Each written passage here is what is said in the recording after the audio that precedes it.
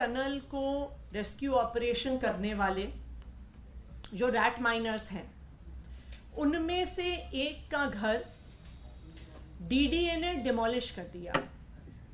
अपनी एक demolition drive के दौरान जब डीडीए अनेकों लोगों के घर झुग्गियां तोड़ रही थी, तो उसमें एक रैट माइनर का भी घर था। आज सुबह एलजी साहब ने एक स्टेटमेंट दिया है और कहा है कि जो वो रैट माइनर थे, उनको पीएम आवास योजना के तहत एक घर दिया जाएगा। मैं इसके लिए एलजी साहब का धन्यवाद करती हूँ कि उन्होंने पीएम आवास योजना के तहत उस रैट माइनर को घर देने का वादा किया। लेकिन ये रैट माइनर इकलौते वो व्यक्ति नहीं है जिनका घर, जिनकी झुग्गी, जिनका छोटा सा कमरा डीडीए और अन्य केंद्र सरकार की एजेंसीज द्वारा डिमोलिश किया गया है। पिछले कुछ महीनों से केंद्र सरकार की एक एक एजेंसी बुलडोजर लेके गरीबों के मकानों पर, झुग्गियों पर चला रही है। चाहे वो डीडीए हो, चाहे वो एएसआई हो, चाहे वो एलएनडीओ हो, चाहे वो रेलवेज हो, केंद्र सरकार का हर विभाग गरीबों के घर, गरीबों की झुग्गियां तोड़ रहा है। भारतीय जनता पार्टी शासित केंद्र सरकार आज दिल्ली में गरीबों की झुग्गियां, उनके छोटे छोटे घर, उनके आशियाने तोड़ने के लिए बुलडोजर लेके निकली हुई है।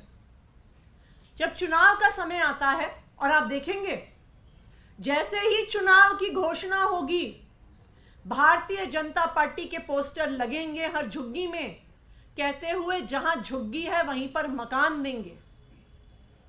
लेकिन दिल्ली वालों की झुग्गियां एक एक करके भारतीय जनता पार्टी द्वारा शासित केंद्र सरकार से तोड़ी जा रही हैं। सुंदर नर्सरी के रहने वालों ने भी जहां झुग्गी, जहां मकान के फॉर्म भरे थे, करकरडूमा जेजे कैंप वालों ने भी जहां झुग्गी वहीं मकान के फॉर्म भरे थे, आजादपुर जेजे कैंप वालों ने भी जहां झुग्गी वहां मकान के बीजेपी के फॉर्म भरे थे, और वो सारे फॉर्म उनके घरों के साथ ही तहस नहस हो गए जब बुलडोजर चलने आया।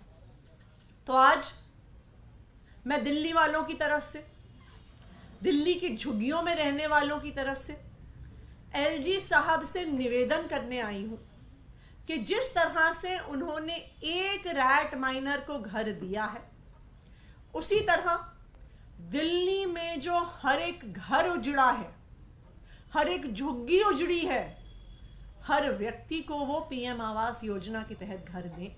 क्योंकि दिल्ली वाला, हर दिल्ली वाला उतना ही महत्वपूर्ण है, उसकी जिंदगी, उसके बच्चे, उनकी पढ़ाई लिखाई उतनी ही महत्वपूर्ण है जितनी उस रैट माइनर की है जिसको आज एलजी साहब ने घर दिया।